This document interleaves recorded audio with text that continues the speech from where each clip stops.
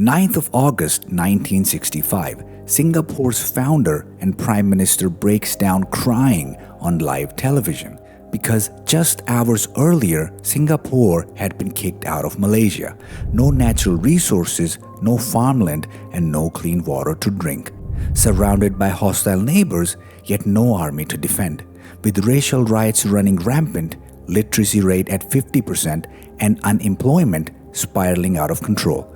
Every expert predicted Singapore's total collapse within years, maybe months. Instead, in less than 60 years, Singapore has become the richest country in the world, with a GDP per capita higher than the US and UK, best education system on the planet, strongest passport in the world, and one of the safest places on earth. So how the hell did they pull that off? And what was the brutal price they had to pay? It's 9th of August 1965. Lee has just learned that Malaysia has kicked Singapore out of its federation. Now he must deliver this news to his citizens live. Prime Minister, after this momentous pronouncement, every time we look back on this moment when we signed this agreement which severed Singapore from Malaysia, it will be a moment of anguish. you see, the whole of my adult life,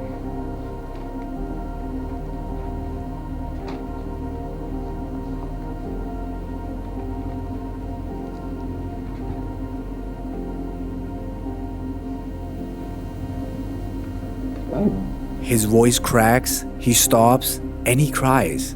But why did this happen? In 1963, Malaysia and Singapore merged with high hopes.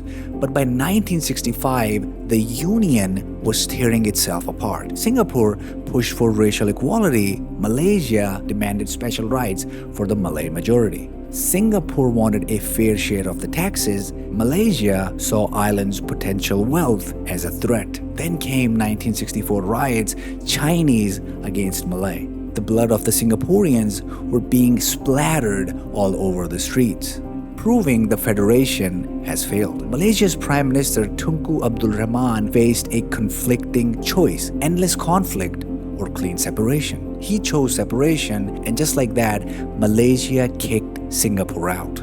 For Lee, this was devastating because half of its water and 90% of its food came from Malaysia. Without Malaysia, Singapore was finished. A speck of land with no farmland, no oil, no minerals, no industry. And probably this is why foreign press predicted doom for Singapore. At this point, Singapore was just a slum-ridden, overcrowded port. 75% of families lived in shacks without toilets or running water. Families cooked over charcoal, shared filthy standpipes, queued for public toilets, and more than half of the population couldn't read. Ethnic riots between Chinese and Malays erupted regularly, leaving bodies in the gutters. This was the country that Lee had to lead.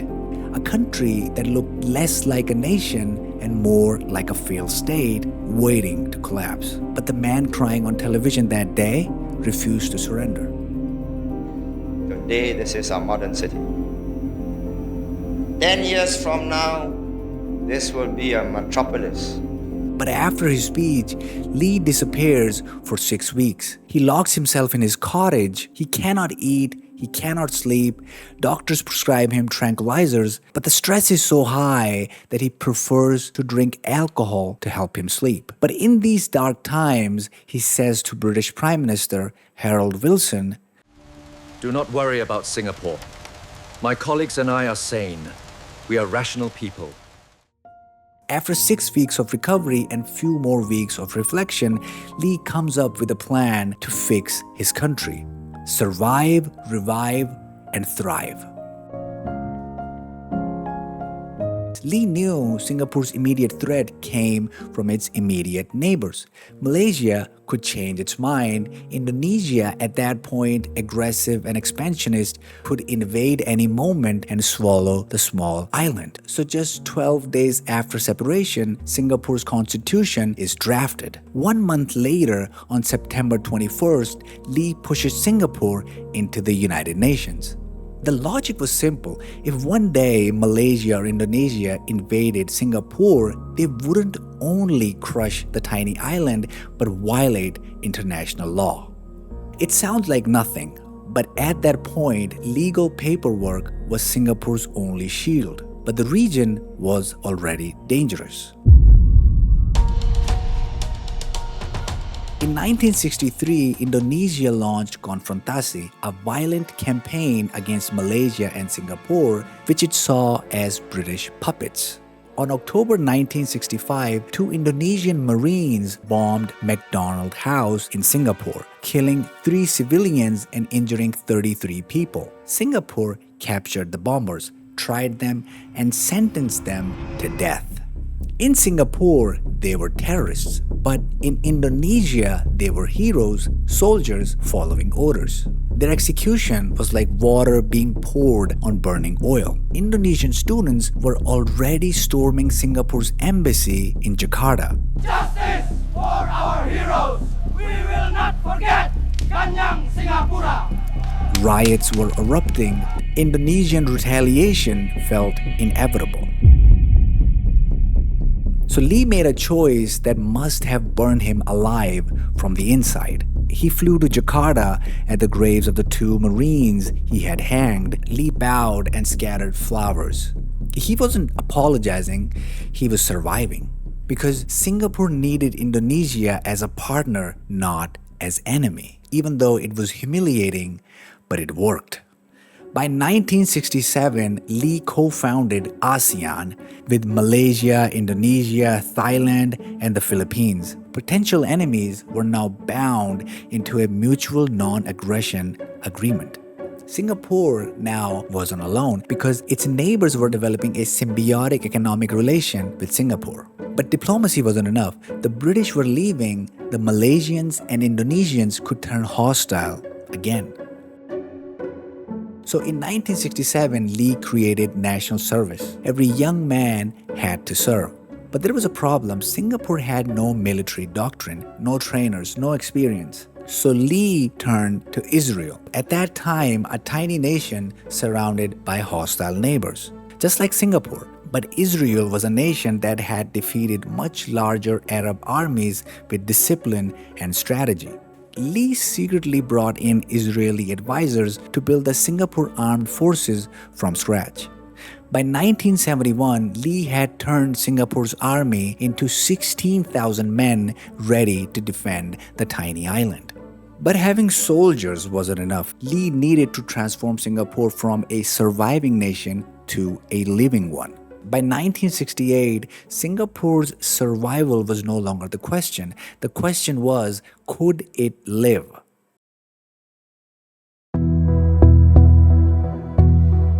Lee faced a brutal truth. Singapore had nothing. No oil, no farmland, no industry, and no education. Just people.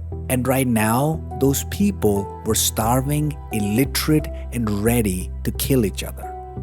But Lee saw something that no one else did. If he could unite them, house them, educate them, they could become a resource.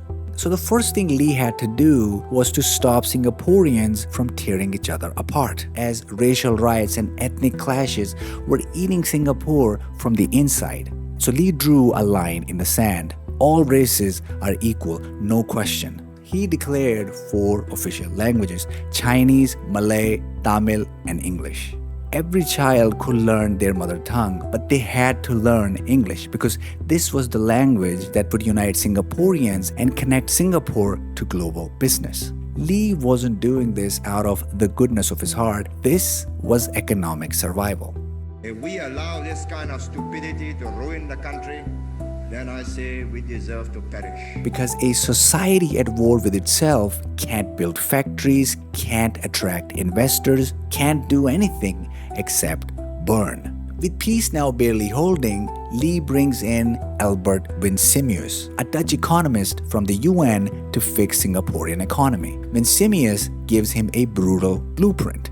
Lower taxes, eliminate corruption, ban strikes, clean the island, no trash, no riots, no slums. Do this and foreign capital will flood in. Lee nodded and then executed it with surgical precision. In 1968, Lee overhauled Singaporean investment system so that opening a business was easy and took days and not months or years, without any bribe, waiting, or confusion. Next, Lee passed strict laws that banned worker strikes and curbed labor unions. It was a harsh trade-off, but necessary for economic growth.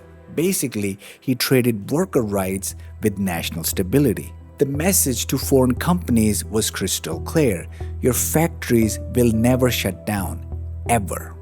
And it worked. Texas Instruments opened Singapore's first semiconductor plant in March 1968. And then HP followed in 1970. The businesses were coming, but there was a problem. The workers were still living in hell. 75% of Singaporeans still lived in slums. Families of 8 were crammed into shacks with no toilets, no running water, and they were cooking over charcoal and shared filthy standpipes. Lee knew this had to change, not out of kindness, but because sick, desperate workers don't build economies. So Lee did something radical. He created the Housing and Development Board, basically a government agency with one job: build homes fast. And they went hard because in 5 years they built 54,000 apartments. But here's the problem. How do you pay for all this construction without breaking the economy? Well, Lee had a solution. He created something called Central Provident Fund, or CPF. Think of it like a forced savings account. Here's how it worked. Every single month, 25% of your paycheck goes to this account. Your employer matches it, and you can't touch it.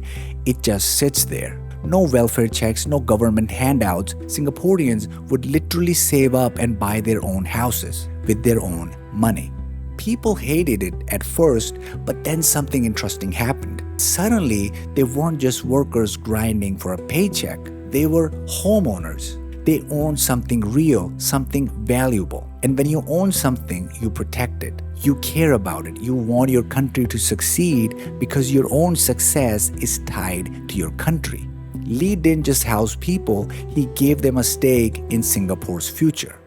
Next, Lee set his sights on corruption. Lee founded the Corrupt Practices Investigation Bureau, or CPIB, with one mission: hunt them all down. And Lee didn't play favorites. In 1986, his own Minister for Development, Tai Chiang-wan, was caught taking $800,000 in bribes. The CPIB moved in immediately. Before Wan could stand trial, he swallowed pills and unalived himself. By December 1975, the transformation was undeniable. Unemployment dropped from 14% to 4%. GDP per capita tripled to 1,500. 70% of the population now lived in public housing with running water and electricity. Lee didn't just save Singapore's economy, but he proved that people united, housed, trained, and disciplined is the only resource a country ever need. But Singapore's revival laid the foundation for something bigger. Lee wasn't content with just survival or recovery. Now he wanted the world to need Singapore. The first move was control. In 1976, Lee established the Monetary Authority of Singapore to manage an independent currency. Singapore would no longer depend on anyone else's financial system but build its own. 2 years later, in 1978, something remarkable happened. Deng Xiaoping visited Singapore. Deng was about to open China to the rest of the world after decades of isolation under Mao. But he didn't know how. He was searching for a model that worked, something replicable. The world's most populous nation was now learning from one of the smallest. By the way, I have already made a video how China transformed itself and became a superpower. And surprisingly, it was US that helped China. You can watch the video here, and there's also a link in the description. If you're enjoying this video, please leave a like and a comment. And if you do need a reason to subscribe, I'm gonna be making videos on Saudi Arabia, Hitler, totalitarianism, and America. And I can't wait for you to watch them as well. And now let's get back to our video. So Lee pressed forward, and on July 29th, 1981, Changi Airport opened. Instantly, it ranked among the best airports in the world. By 1982, the port of Singapore surpassed Rotterdam in tonnage, becoming one of the busiest ports on earth. Singapore was no longer a stop along the trade route as it was throughout its history from 1500s till 1965. It was the hub. Ships, planes, cargo, money, everything flowed from Singapore. But this level of growth required what Lee had perfected: total control. Chewing gum, banned. Drug trafficking, death penalty. Littering, spitting, jaywalking, fined thousands of dollars. Political dissent, detention without trial. Media or press criticism, censored or bankrupted by lawsuits. Lee's philosophy was brutal. We decide what is right, never mind what the people think. Lee didn't just build infrastructure, he engineered society. Housing quotas forced Chinese, Malays, and Indians to live side by side. No ethnic enclaves allowed.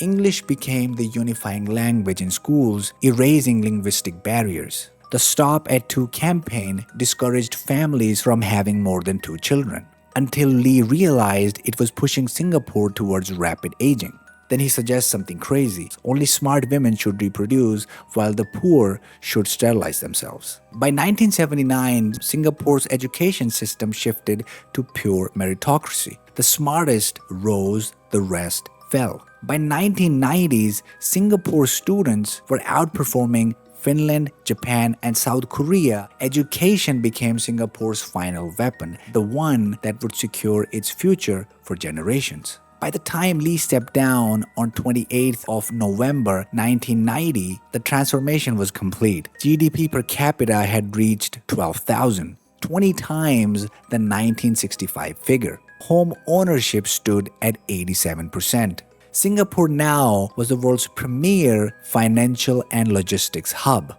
A country with no resources had become an intellectual and financial powerhouse. Lee had done the impossible. 10 years from now, this will be a metropolis. Never fear. But every victory comes at a cost, and Singapore was about to find out what it had traded for prosperity. Singapore's transformation was nothing short of a miracle, but Lee's machine had a flaw that he never anticipated. It was too efficient. The meritocracy that had lifted millions started crushing them. Children separated into academic tracks at age 10 learned early what failure felt like. By 2010s, 16% of kids aged 4 to 21 showed symptoms of depression or anxiety. The pressure to excel had become hereditary. Lee's work ethic created kiasu, fear of losing out. In workplaces, over 40% of Singaporeans considered quitting for better work-life balance. 1 in 4 were dissatisfied with their jobs. The nation that worked itself out of poverty is now working itself into burnout, anxiety, and depression. And then the cruelest irony, Singaporeans stopped having children. The fertility rate plummeted to one of the lowest on earth. The same work culture and costs that made Singapore are now threatening to unmake it. But the question is, where did this philosophy of efficiency that Lee designed Singapore around come from? Well, Lee grew up with a gambler father who squandered everything, and his mother held the family together with discipline.